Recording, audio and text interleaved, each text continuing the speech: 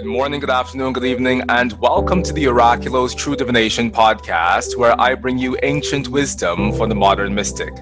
I'm your host, Mychal A. Bryan, and joining me today on the show, all the way from Israel, is Dr. Shlomo Sela. Shlomo, thank you so much for being here. Thank you. Now, today, Shlomo, I'm really excited to dive into the body of conversation that we're going to have. But before we get there, for those of you who this is your first time joining us here on the Oraculos True Divination podcast, this is a podcast where I bring you interviews from astrologers all around the world who aren't just changing their own lives through their astrological practice, but they're also greatly impacting this field of astrology that we love. So if you want to continue to be a part of the magic and the momentum that we're building here on the Oraculos True Divination podcast, please give yourself a moment, go down below, like this video, but also subscribe to the Oraculos True Divination podcast and hit the notification bell so that you receive notifications of these interviews as I bring them out to you each and every week. Now, today we're doing things a little bit differently here on the show because we are interviewing someone who has most assuredly contributed a great deal to our field of astrology through not only his research, but also his translation of the works of astrology by Avraham Ibn Ezra. And that is Dr. Shlomo Sela, and I am so deeply thrilled to be able to sit down and speak with you because the work that you've done has been a massive cornerstone to so many of us within the field of classical astrology. So once again, Shlomo, thank you on behalf of all of us for your great contribution to our field. Thank you for inviting me to speak with you. Now, Shlomo, before we dive into the body of conversation that we're going to be having, tell our listeners and viewers a little bit about who you are, how it is you came to studying this specific body of work that you've been studying on the life and the work of Avraham Ibn Ezra, and also why it is you decided to dedicate such a large portion of your time and your effort and your energy in this pursuit. Okay. I began my work with Ibn Ezra about 25 years ago when I began my doctoral dissertation.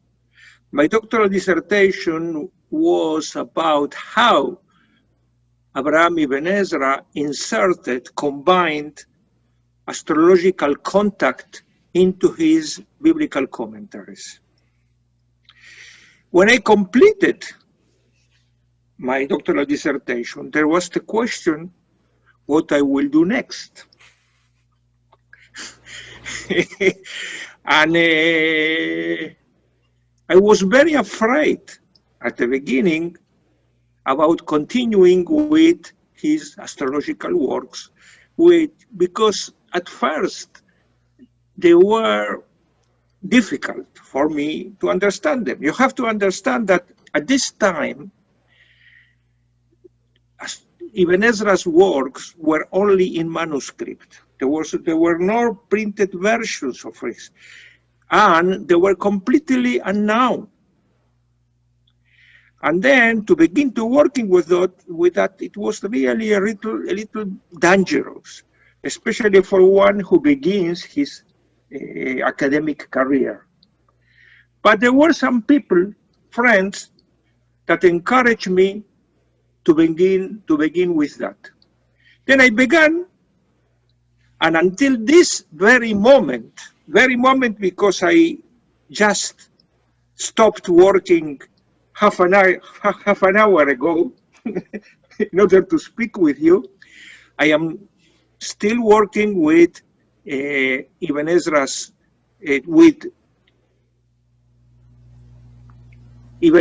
works and the translations of Ibn Ezra's works. In any case, the work was very, for me, it was exciting, and I couldn't stop. Simply couldn't stop working and working, and there is a lot of more work to do. A lot of more work to do. Yes. At the beginning, until 3-4 years ago, I worked with Ibn Ezra's Hebrew original works. I published all of them that survived in Hebrew. Then I began with translations, Latin translations of Ibn Ezra's astrological works. Why?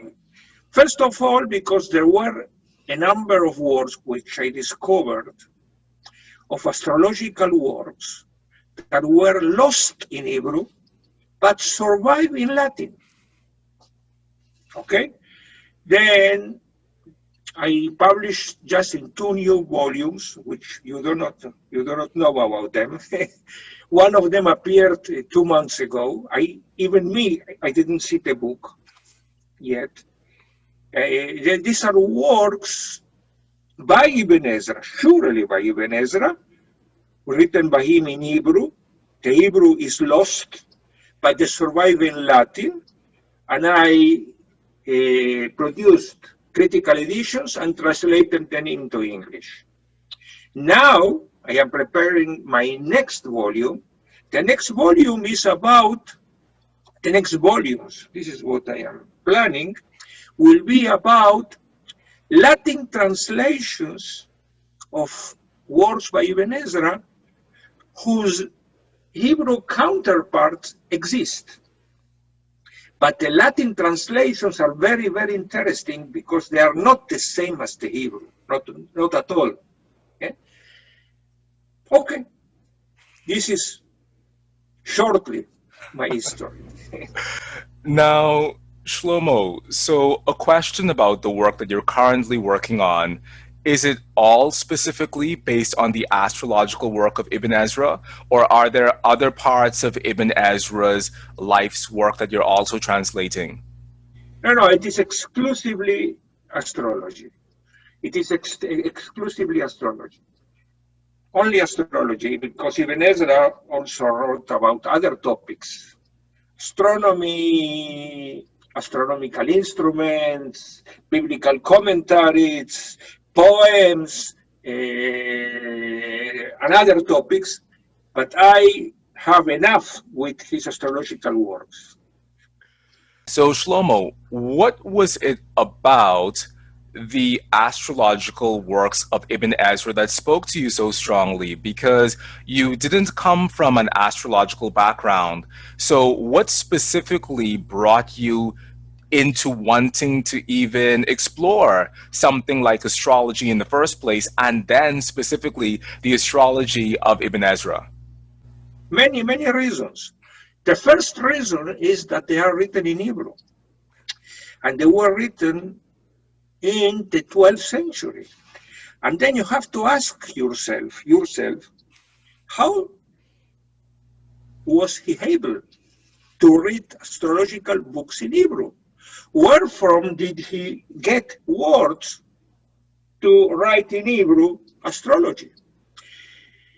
First reason. Then he created a new Hebrew scientific astrological vocabulary, which is completely new because he has no predecessor for that. Then the question is, where from did he get words in Hebrew? A. B, they are very interesting. The books by Ibn Ezra are very, very, very interesting. On the one hand, it is like all the astrological, medieval and astrological books, they take material from other books. But on the other hand, his books have a lot of original stuff by Ibn Ezra himself, especially the first parts, the introductions. And they are amazing, they are exciting, they are very, very interesting. All of them have very, very interesting introductions. These are the main 2 reasons, okay? These are the main 2 reasons for working with Ibn Ezra. For me, at least, yes. Well, I completely agree with you because in reading the translations of Ibn Ezra, I was struck by how ingenious the content was, but also how refreshing the content was. In particular, a lot of the work that he does in his Book of Reasons specifically, and the beginning of Exactly. wisdom. Tell me. Exactly. You are touching another point, a third very important point. Ibn Ezra is not satisfied with bringing astrological doctrines, not at all. But he explains them. He gives them in all the books, not only the Book of Reasons, which are specifically dedicated to giving reasons, but in all the books he explains them, and his explanations are very interesting. How someone explains astrological talk. In many cases, he is the only one that he is giving these explanations. In some cases, he is getting explanations from other people. But in many cases, his explanations are original. Okay? Then, another reason for working, for reading, for investing your time with Ibn Ezra. Even if you are a modern astrologer, okay, you will learn a lot about that. Exactly. And I feel the exact same way because what we find within the medieval astrologers, but specifically in Ibn Ezra, is this reason for why things are the way they are. And while we do see traces of that in Ptolemy, and as we move through the ancient world, we do see different explanations for things. I think what Ibn Ezra does is he codifies a lot of the reasons why things are from the ancients, but like you said, he also introduces his specific ruminations on those same things. So it becomes his philosophy essentially, and that philosophy, it follows through all of his writing in a very rich and a textured way that we don't find in modern astrology. Exactly. Take, for example, Ptolemy, which you mentioned just now. He calls not him, this Ptolemy, he calls him Ptolemy the King, which is really a very interesting feature. Because the astrologer, the Ptolemy he knew is not the real is not the real Ptolemy. And it is very interesting how he's introducing Ptolemy in his biblical commentaries. King Ptolemy. Okay, and what he's doing with Ptolemy, he's doing with all his sources. But let me tell you that Ibn Ezra's sources, Ibn Ezra was born in Muslim Spain. He was not born in Latin Europe, but he was born in Muslim Spain. And he remained in Muslim Spain and he was 50 years old. And from this part of his life, we know practically nothing. Ibn Ezra was born when he was 50 for us, because at this age, he begins to work for us. Okay, but all his sources are Arabic. Okay, all his sources are Arabic. But as you said, he is not. On the one hand, he is translating Arabic sources into Hebrew. This is something I discovered in one of the volumes that I just published 3 years ago. But on the other hand, he's transforming, he is editing again what he is receiving from his Arabic sources. Okay? By the way, he is very critical about Ptolemy, about his astrology. Okay, especially in the book that you show me on nativities. Okay, Mm-hmm. he's attacking Ptolemy. Okay, he says, if you are reading the astronomical works of Ptolemy, you may believe them. But if you are reading his astrological books, don't trust them because they are full of lies. This is his view about Ptolemy, for example. Yes, Yes. yes, he says that. Very, very critical. And this is an opinion, very interesting opinion, because during the Middle Ages, Ptolemy was like Einstein today. Okay, okay. Then attacking Einstein or Ptolemy in the Middle Ages is not so a simple thing to do. Okay. Yes. Another thing that I think about that is really rich in Ibn Ezra is his conceptualization about things. And one of the things is how he speaks about the moon. And I'm not sure whether it's in the book on continuous horoscopy or if it's in the book on interrogations, but he says that we should always consider the moon because the moon is the root. The moon is the root of every nativity or every horoscope. And I found that so interesting because we don't find the moon being spoken about in that way, that the moon is the root.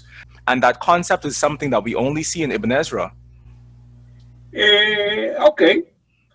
This is a new topic to be researched.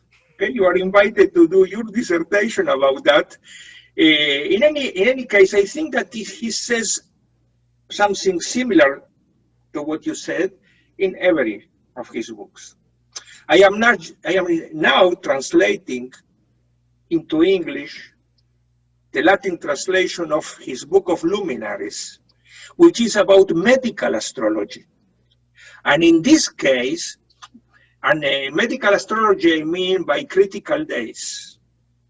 Okay? Critical days are days in which the disease reaches his climax, and then the doctor has to be very careful what medicines he's giving to his patient. And the critical days depend on the moon. Then the moon is totally fundamental in this book, totally fundamental. 29% of the book of Luminaries is about the moon, only the moon, 1% about the sun. The part of the sun is about chronic diseases, and the moon is about acute diseases. Okay, but you may find about the role of the moon in any of his books. But in any case, it is a very good topic to be researched seriously. I didn't do that till now. Then. Well, maybe I'll take you up on that offer and maybe I'll go and do a dissertation. Yes, it's a very, very, very good topic. The role of the moon in Abraham Ibn Ezra's astrological writings. There's the title. Yes. Okay. Yes. Now, another thing that we notice within Abraham Ibn Ezra's writings is it seems very modern in a sense that it doesn't seem burdened by the density or the thickness of antiquity. It seems current and I dare say avant-garde for even the time in which he was writing. Have you found that in your own translation work of Ibn Ezra that there's something fundamentally revolutionary about his approach or his concepts, or do you feel that it fits within the larger scope of everything that went before? Really, I don't know. I don't know because Ibn Ezra, like any other astrologer, medieval astrologer, he relies on his sources. Okay. I told you already that in the case of Ibn Ezra, what is maybe revolutionary is how he highlights his explanations of astrological topics. Okay, From the point of view of the astrological doctrines themselves, they are very similar to what, for example, Abu Mashar teaches, about what Mashallah teaches, okay, about what Andrew Zagar, another astrologer, teaches. He's not really different, but he takes everything together, okay? He takes everything together. He makes, and he's critical. When you read his books, all the astrologers agree with them, but I say that he's not right, for example, okay? Many, many, many times. Another point in which he is perhaps revolutionary, perhaps, is that he's saying you clearly that he tested by themselves the astrological doctrines experimentally. And he made horoscopes about that, and he found that they are right or they are wrong. Okay, he's telling you whether it works or does not work. Okay, in this case, I didn't see that in other books. Okay, this way of approaching astrology. Okay, mixing together many, many, many, many sources, testing them and giving your opinion very frequently. It's not only one time. You may see them in every page when you read Ibn Ezra's books. Yes. Where do you think that comes from within Ibn Ezra himself?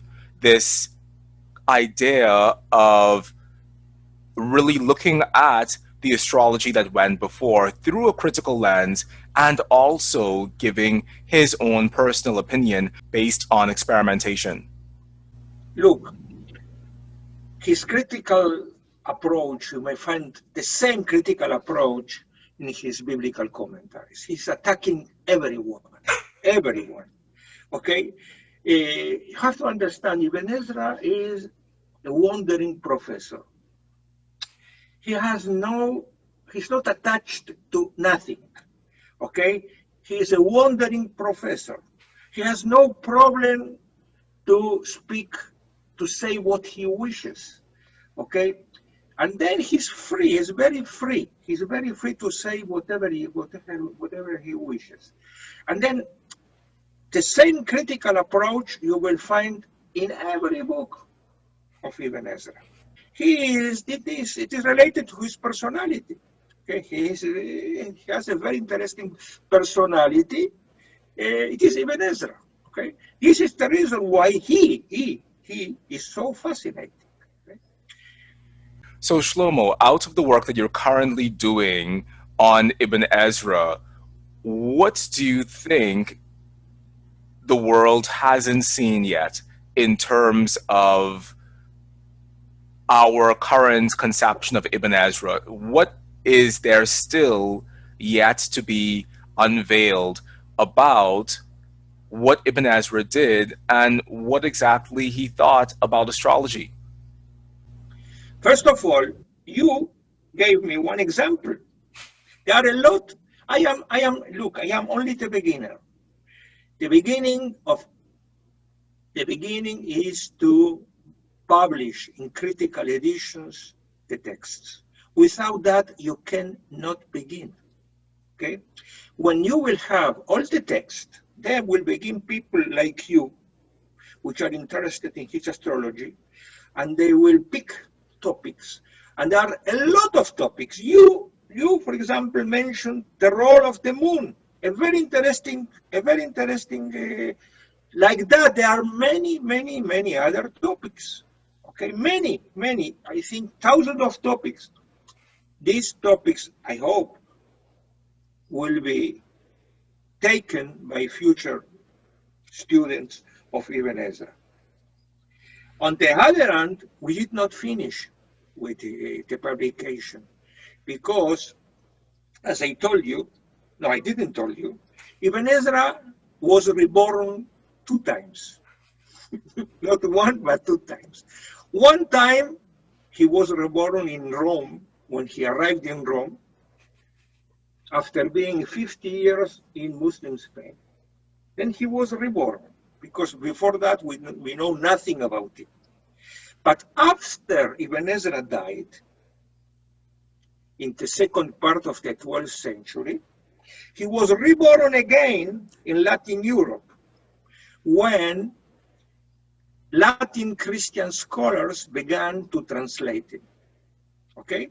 Then the other part, which still remains for me, this is what I am doing now, is to learn, is to research the translations.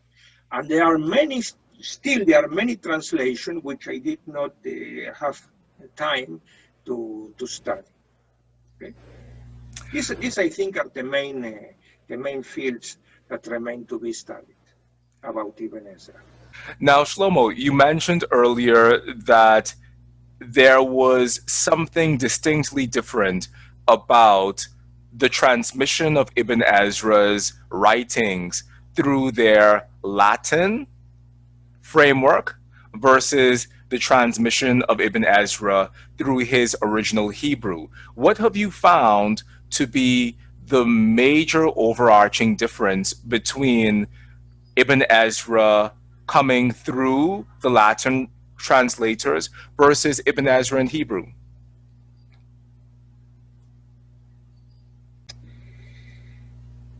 First of all, the language. The language is very interesting. Okay, Hebrew is different from Latin. It's a very different. Hebrew is a Semitic language. Latin is a totally different language. When you try to translate Hebrew into Latin, the contents themselves change. Okay, well, the point is that Ibn Ezra's translators did not know Hebrew. This is for sure. Did not know Hebrew. Then there are not direct translations. There are translations with some intermediary. Normally, there is a French intermediary in the middle. Some Jewish scholar is translating from Hebrew to Old French. And the Latin scholar, Latin translator, is translating from French into Hebrew. Then you may be sure that when you have so many intermediary translations, the contents are distorted. Then you will not receive exactly the original. Okay? This is one point. The other point is, for example, now I am working with his first translator. His first translator was Henri Batte.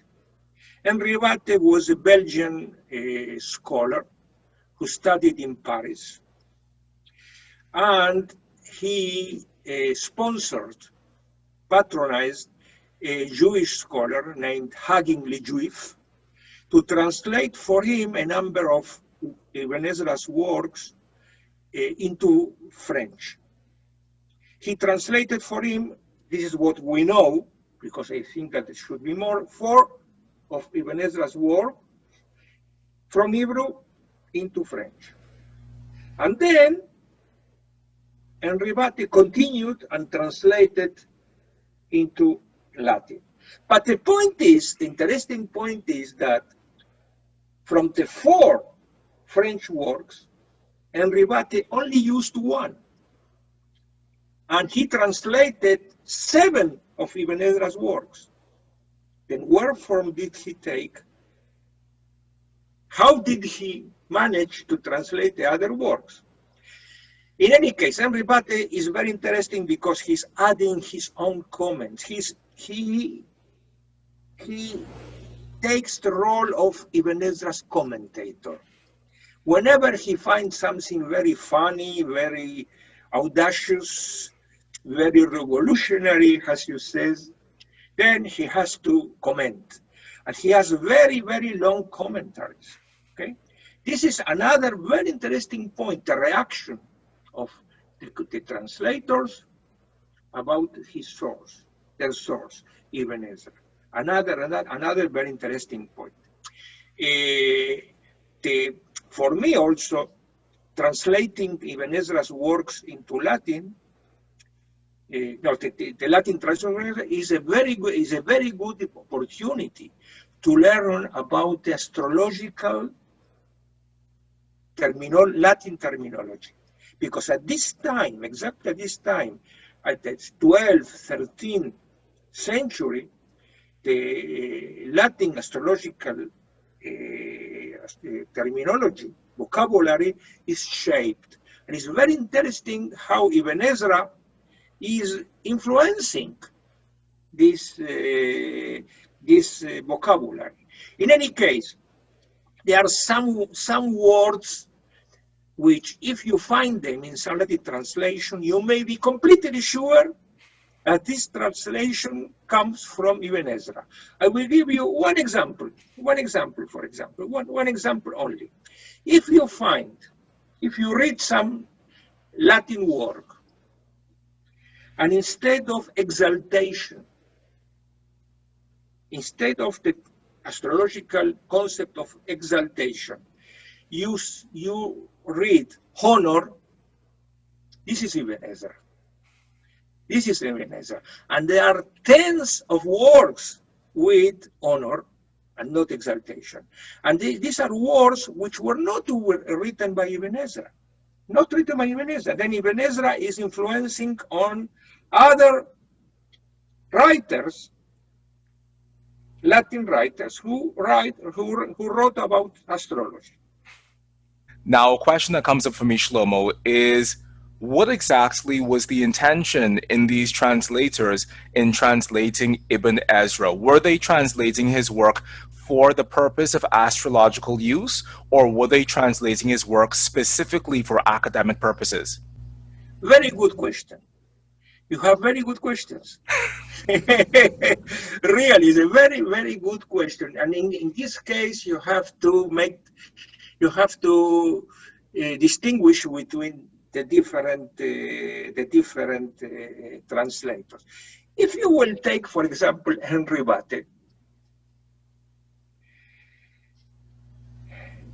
before he began to translating Ibn Ezra, he wrote a book which is called Nativitas. Nativitas. Nativitas is nativity. But the name Nativitas in medieval Latin is used for an astrological autobiography. Okay? Henry Vatte is writing his own biography, but explaining his life by means of astrological tools. A beautiful, beautiful, extraordinary, fascinating topic, okay, to read. By the way, this Nativitas was published in a book in which I participated 2 years ago. You may read it, but the problem with this book is that it was not translated into English.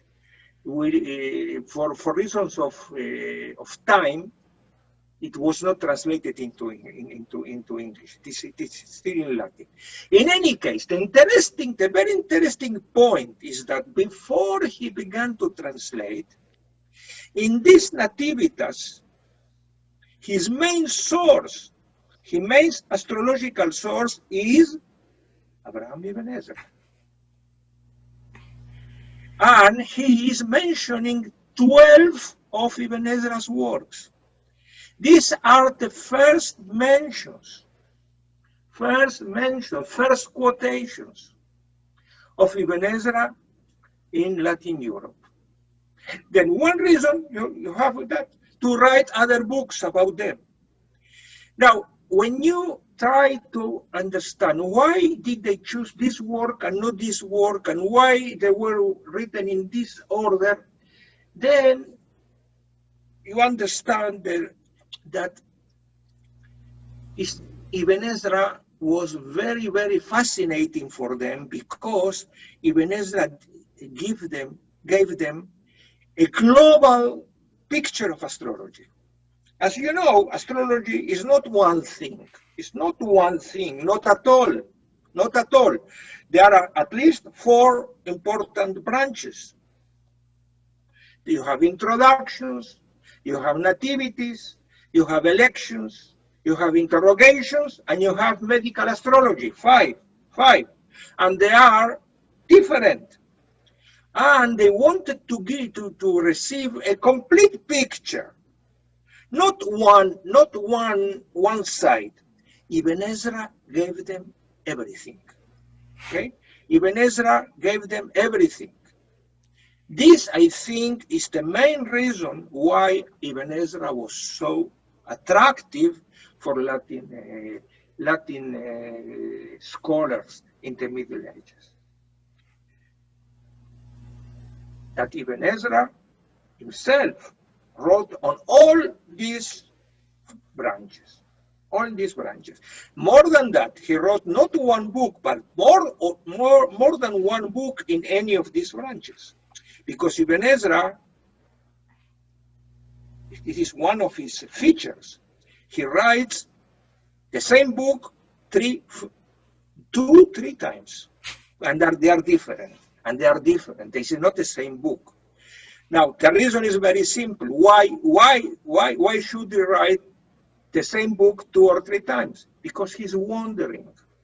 He's going from one place to the other. In these times, the books were not printed. You are writing a book for some client, for someone that is sponsoring you.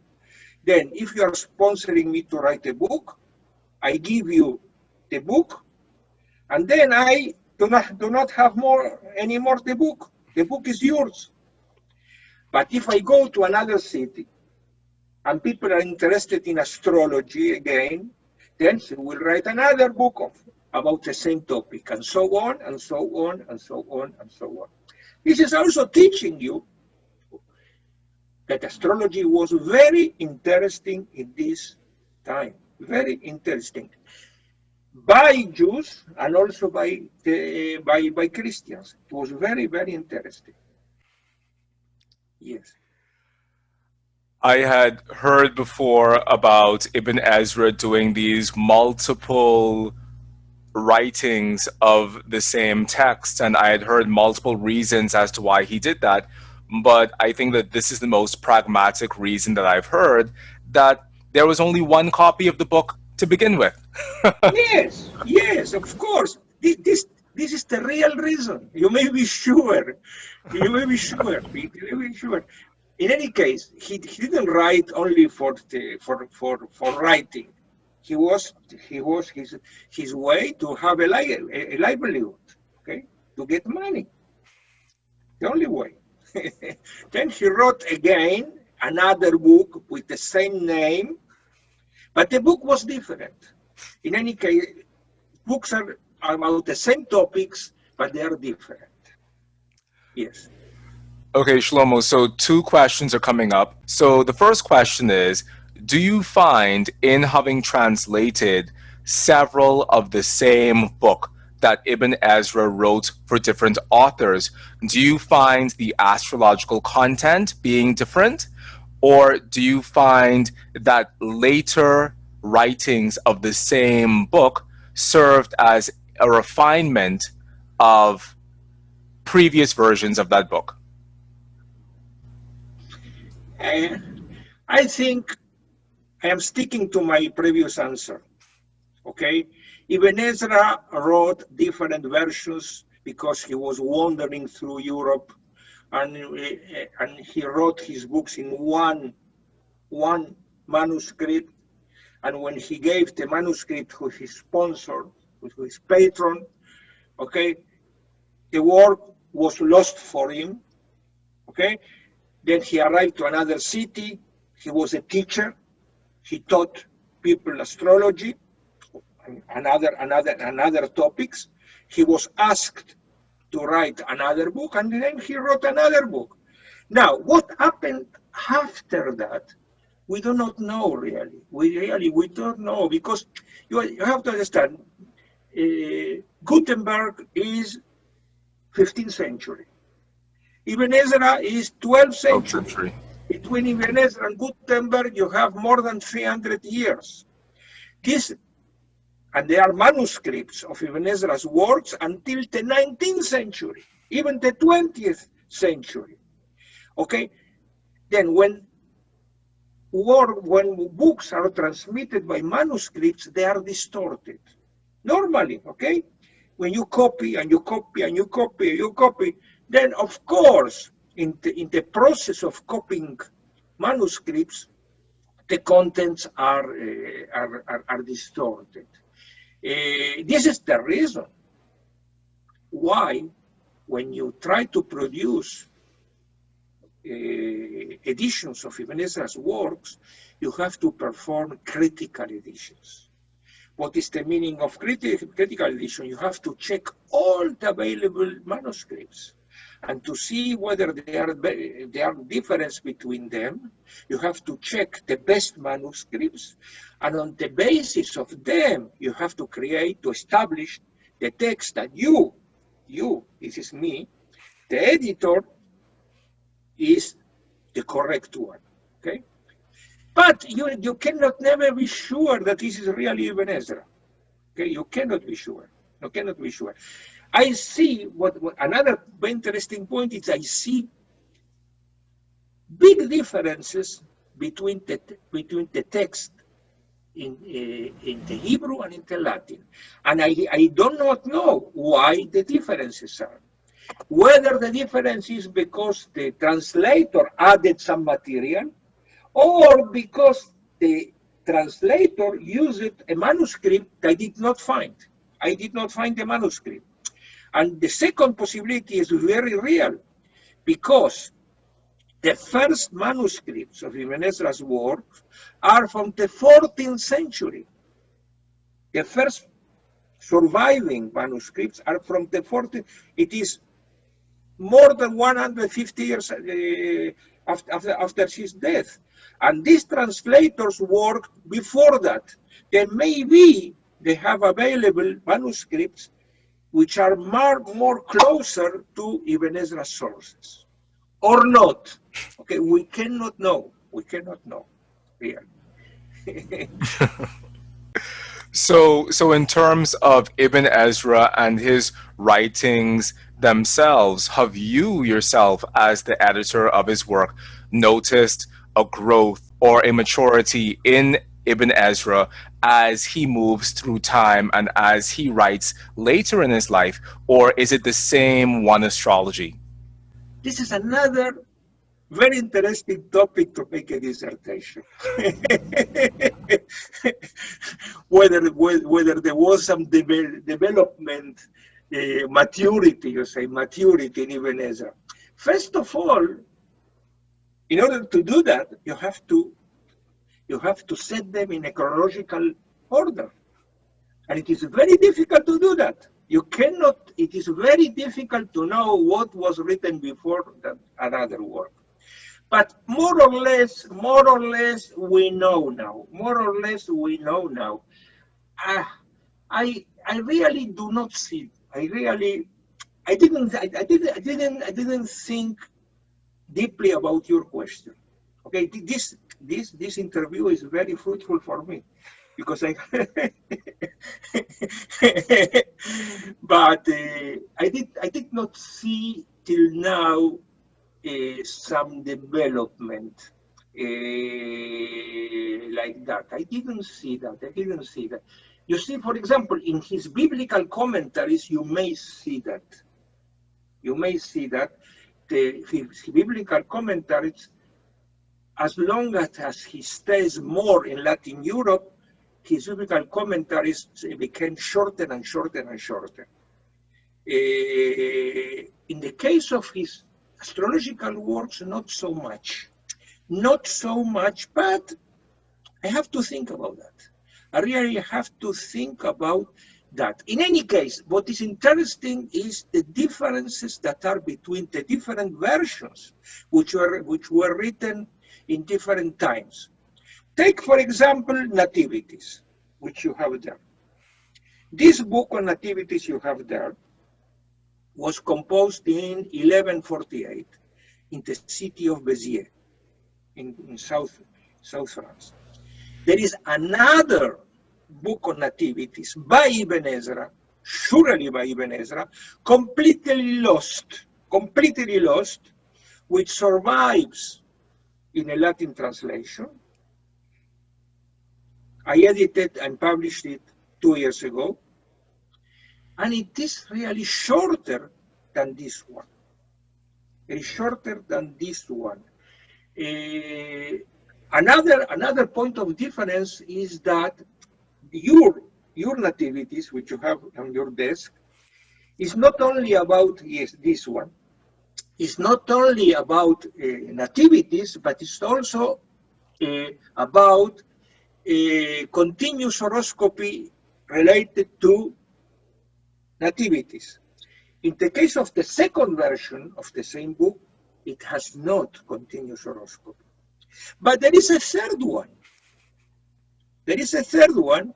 It is the Liber de Nativitatibus Abrahami Jude, a Latin work. It has not Hebrew counterpart at all. The material is 100% by Ibn Ezra. I do not think that Ibn Ezra wrote it. This book is very similar to the book that you have there. It also do not have any part about continuous horoscopy. Then the question about whether there was some development is an open question. It's a very good topic for research, really. Well, we already have two research topics. We have the role of the moon in the work of Ibn Ezra, and now the development of Ibn Ezra through time. Yes. Very. These are very interesting topics. Yes. Good. Now, Shlomo, another question that I have before we get to the questions that other astrologers have asked me to ask you. Another question that I have is that you outlined at least 5 branches of astrology that Ibn Ezra touches on. Yeah. What I want to know from you is, from a pedagogical perspective, is there a specific way in which those branches of astrology were meant to be taught based on the works of Ibn Ezra?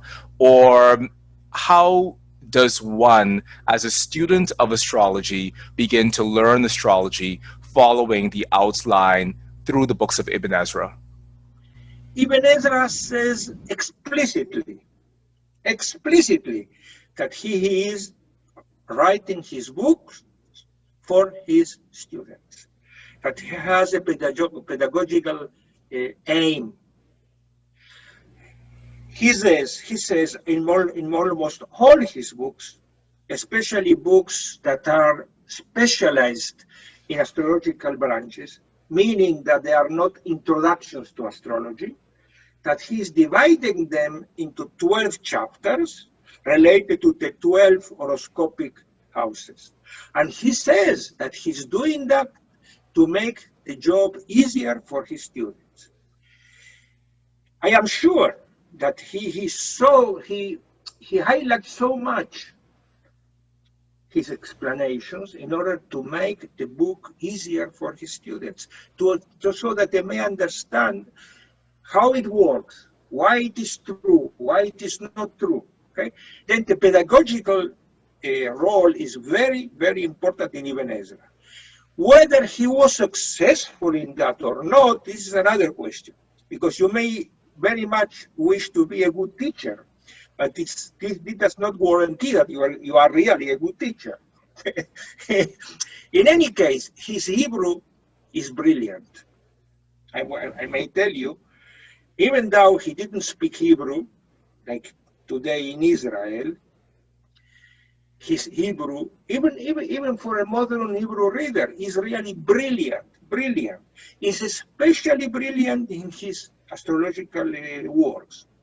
And in my opinion, is relatively very easy to understand once you understand astrological terms, which are not so easy to understand.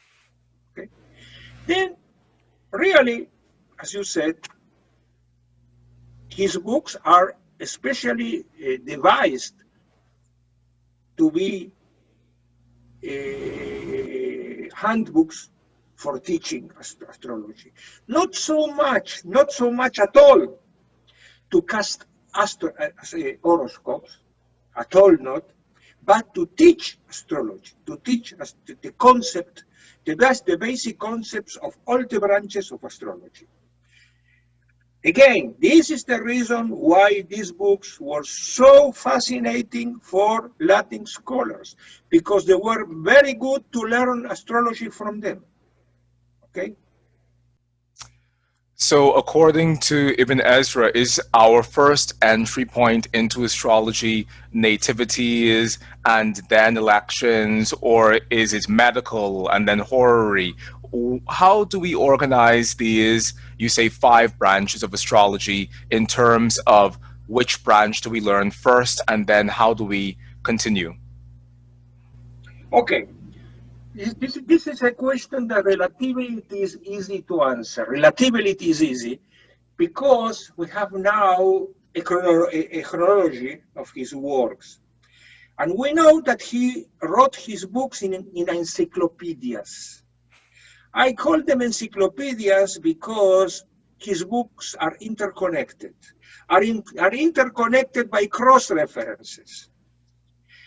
He writes us about something, and he says, for this term, read this book. For this term, read this book. For this term, this book.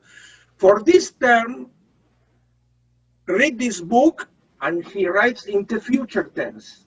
For this book, he says, I have already written in this book. Then you may organize the books.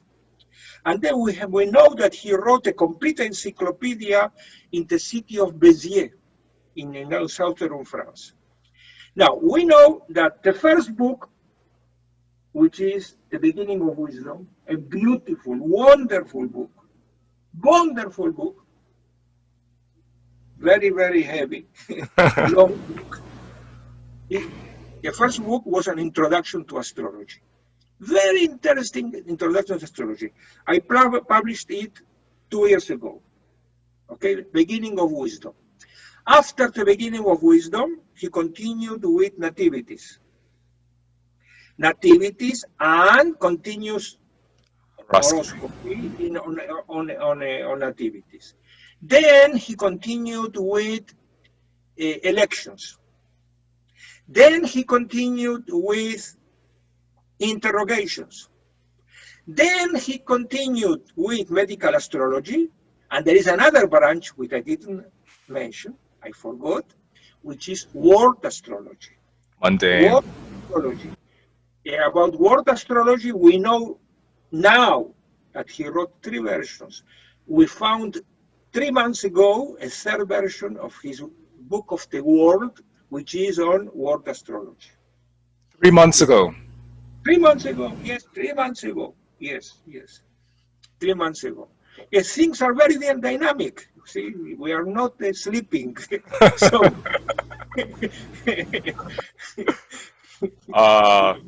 Shlomo, this is a wonderful discussion, and I think that we should now turn to the questions that were submitted by other astrologers a few weeks ago. So I'm going to read those questions for you now, and we can go through them one by one. So one of them is, Mychal, when you interview Shlomo Sela, can you ask him to say more about Ibn Ezra's practice of casting horoscopes of great conjunctions for the center of the world? Okay, this question, I think, is not well formulated because there are not conjunctions like that. I don't know who asked this question, but this person, I think, was misled by Ibn Ezra's special terms. Okay, he used a lot the word center. Okay, for some of the astronomical terms. For example, for an eccentric circle, he said he will not say an eccentric circle. He will say a circle whose center is not the center of the world. Okay, he will say in this word. In any case, there are not conjunctions like that. There are no conjunctions like that. But he deals with about all this stuff of the great conjunctions in just what I just mentioned, the three versions of his book of the world. Okay, but they are not books. They are not conjunctions whose center is the whose I forgot the. So it is. Can you ask him to say more about Ibn Ezra's practice of casting horoscopes of great conjunctions for the center of the world? So my assumption is that the person is thinking that there's a central point that represents the center of the world that the horoscope is cast for, and so No, there is nothing like that. There are not conjunctions like that which are cast in relation to the center of the world. Not at all. Not at all. I advise this person to read at least the first and the second version of his book of the world. He will receive all the answers. I published these books 15 years ago, and they are available in any library. He may read about that. Okay? The great conjunctions are very important. They're very important for historical analysis and for historical future prognostications. Okay, but there is not center of the world in this conjunction. So in terms of casting the horoscope for those great conjunctions, it is still always based on the location that the person or the astrologer is casting the horoscope for. There's never one for the center of the world. It's always location based. Yes, of course. In every book, you will see that he is using tables based on the latitude of the observer. Okay, he's highlighting very much this point. Okay, based on the country of the observer. Okay, of course, but not on the center of the world, not at all. So this concept of the center of the world, it doesn't come anywhere within the actual techniques of Abraham Ibn Ezra. It comes in some astronomical terms, but not in astrological doctrines. No, not at all. Crystal. Yes. Okay, so the next question is, could you ask Shlomo Sela about his opinion on the differences between the Latin and the Hebrew version of nativities? In the Latin, Ibn Ezra is much less critical of methods in the length of life section, example, taking the high leg from beneath the horizon. So I think that we touched on this already in terms of the differences between the Latin and the Hebrew versions, but here specifically they're speaking about the fact that he's much less critical of methods in the length of life section, i.e. taking the high leg from beneath the horizon. Do you have anything to say about that?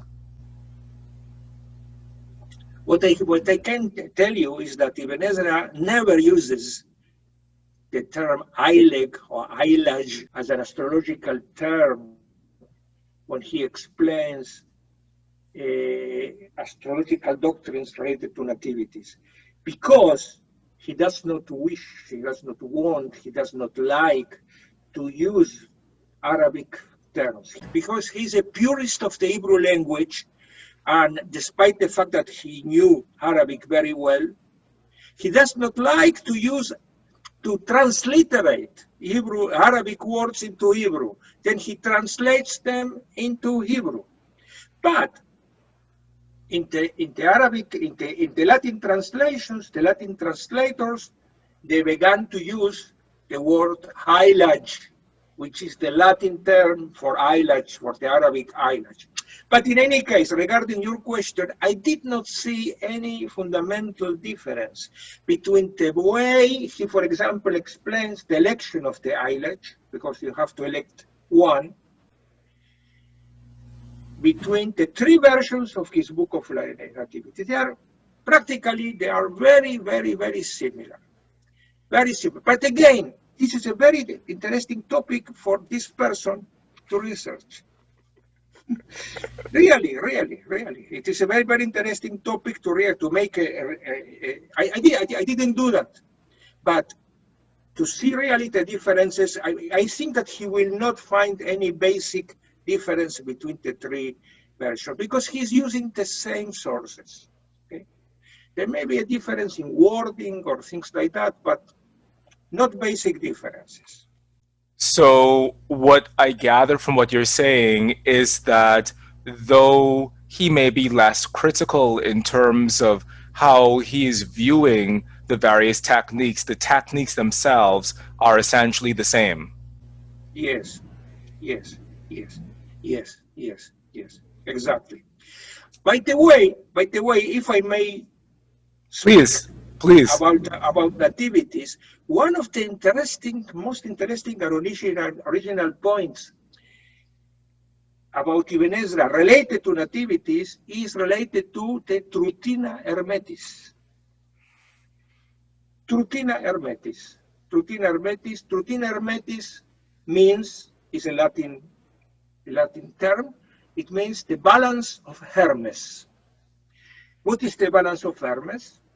It appears in every book on nativities.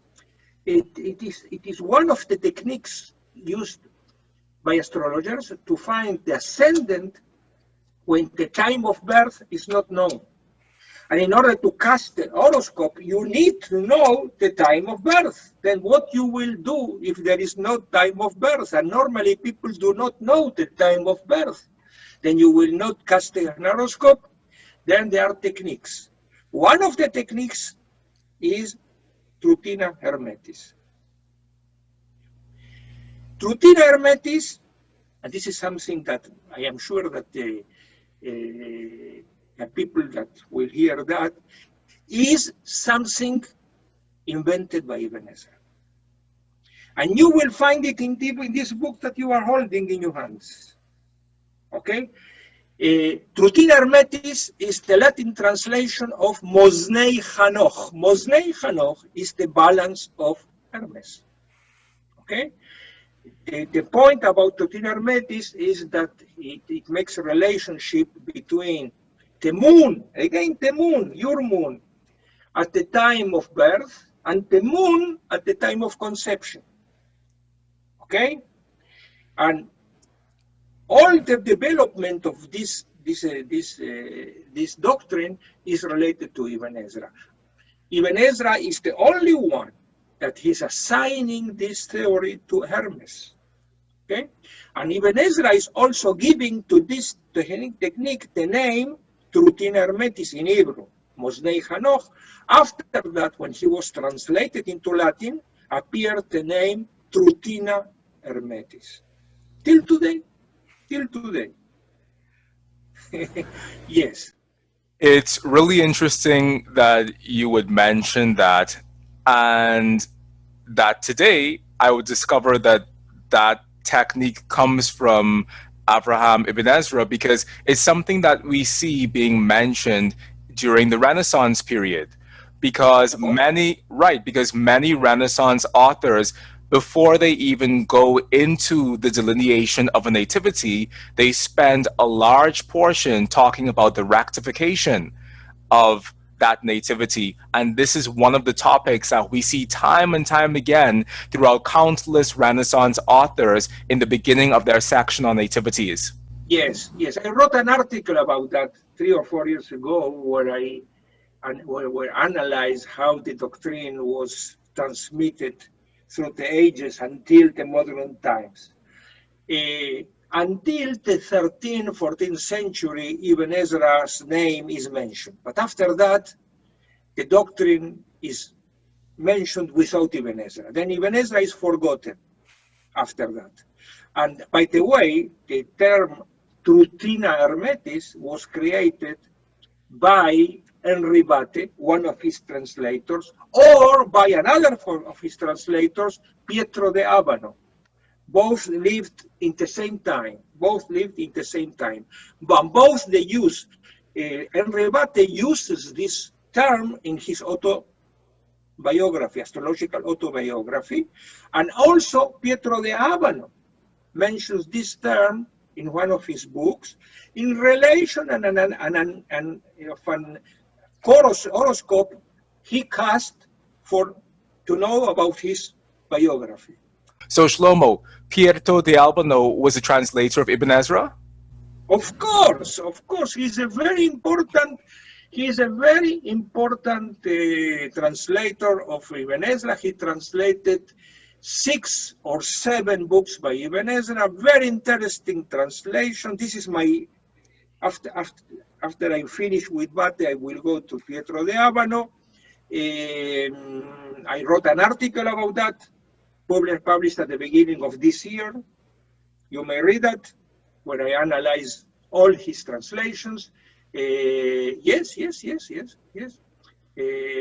But what is interesting about Pietro de Abano is that he selected another collection of books by Ibn Ezra, different from the books selected by Henry Bate. Okay, completely different. For example, very interesting point about nativities. If you are speaking about nativities, Henry Bate commissioned Hagin Lejuif, the translator from Hebrew into French, to translate this book on nativities. But Henry Bate himself never translated this book into Latin. But he used the book for his astrological autobiography. On the other hand, Pietro de Abano has a Latin translation of Ibn Ezra's book on nativities. Okay. That is really astounding because I know about Pietro de Abano's work in terms of his analysis of medieval astrological geomancy. I know about him in that regard, but I didn't realize how deeply entwined he was within the life's work and the translation work of Abraham Ibn Ezra. Yeah, he was a very important astrological translator of Ibn Ezra, of course. Yes, very important, very, yeah, really, yes. Okay, so our next question is, what translations are you working on now, and what will you work on in the future? I already answered. Yes. Now I am working on Henry Bate's translations, and I plan after that to go to Pietro de Abano's translations. Okay. Now, the final question here is, I'm curious if Shlomo has thoughts on the influence of Judaism and Jewish culture on Ibn Ezra's work, especially as one of the relatively few Jewish astrological writers that I'm aware of. The main influence is the language. He's writing his astrological books in Hebrew, which is really a very important novelty. Never someone did something like that. Never someone did that in the future. Okay, no one, no Jew wrote so much on astrology until now, until this moment. But it is more than that.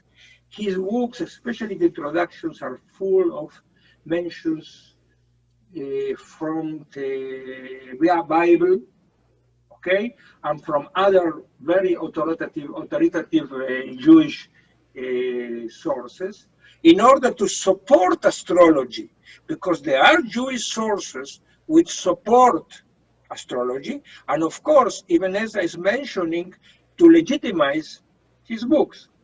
Because another reason why for a scholar, for everyone, to learn about astrology is because of the connection between astrology and religion. Okay, this is a very important, any religion, not only the Jewish religion, because there is a problematic relationship between astrology and religion. But Ibn Ezra has no problems with that. Ibn Ezra is a very good Jew, and he does not think that working, writing, speaking, thinking about astrology is against his Jewish religion. Not at all. On the contrary, on the contrary, on the contrary. One of the signs that the stars are good with you is that you are a good Jew, for example.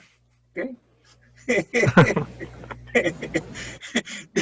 Then if you are not a good Jew, then stars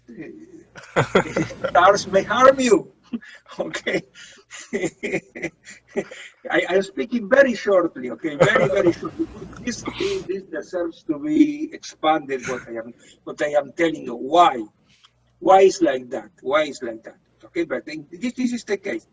Then his books are really related to Jewishness, in the language, in the content, especially in the introductions. In the introduction, you will always see quotations from the Bible, from the Talmud, and from other Hebrew sources supporting astrology, because there are Jewish sources which support astrology. More than that, people do not know that at the time of Ibn Ezra, until the beginning of the modern era, there were not scholars who denied that the stars have an influence on human beings on Earth. No scholars at all, no scholars. This was something completely agreed by everyone. The only point of disagreement was whether astrological doctrines work or not. This was the point. About the point that there is an influence, no disagreement at all. About astrology, about horoscopic astrology, here was the problem. Here was the problem. In any case, Ibn Ezra does not think that there is any disagreement between horoscopic astrology and Jewishness, Jewish religion, because, first of all, because Jewish sources support astrology, and he brings quotations which support that. Well, Shlomo, I am really fascinated by your work, also specifically about the dissertation that you did initially about Ibn Ezra's astrological writings and how he ties that into biblical writings. And I definitely want to have you back on the show at some point to talk about this. But actually, before we leave, I just remembered that there's a friend of mine who is quite an erudite traditional astrologer by the name of Sharon Knight. And she wanted me to let you know that she is your greatest fan in the world. So, so I'm just letting you know on behalf of Sharon that you do have fans within the traditional astrology community, and not just Sharon, all of us. We love and we cherish the work that you've done, because it has been quite the boon to all of us to be able to have your work to not just learn from for ourselves, but I know me personally, in building curriculums to teach my own students astrology, I use a lot of your work as the basis of those curriculums to transmit these traditional teachings of astrology in the 21st century. So I just want to say thank you from the bottom of my heart for the work that you've done for all of us. And thank you for inviting me to speak with you. It was very nice. And you enlightened me with your questions. Really, very interesting questions. Really, Mychal, thank you very much. Well, thank you, Shlomo. And to those of our listeners, if this is your 100th time joining us here on the Oraculos True Divination podcast, or if this is time number 1, I just want to say thank you from the bottom of my heart for coming and continuing to share this virtual astrological space with us. I receive your encouragement, I receive your feedback, I receive your words of wisdom, but most importantly, I receive your love. So from the bottom of my heart, thank you for sharing this space with us. And if you want to continue to be a part of the magic and the momentum that we're building here on the Oraculos True Divination podcast, give yourself a moment, go down below, like this amazing interview, but also subscribe to the Oraculos True Divination podcast, and also share this interview with Dr. Shlomo Sela and I with your other astrologically minded colleagues and friends, because more and more people in the world need to know about these amazing conversations that are happening right here on the Oraculos True Divination podcast.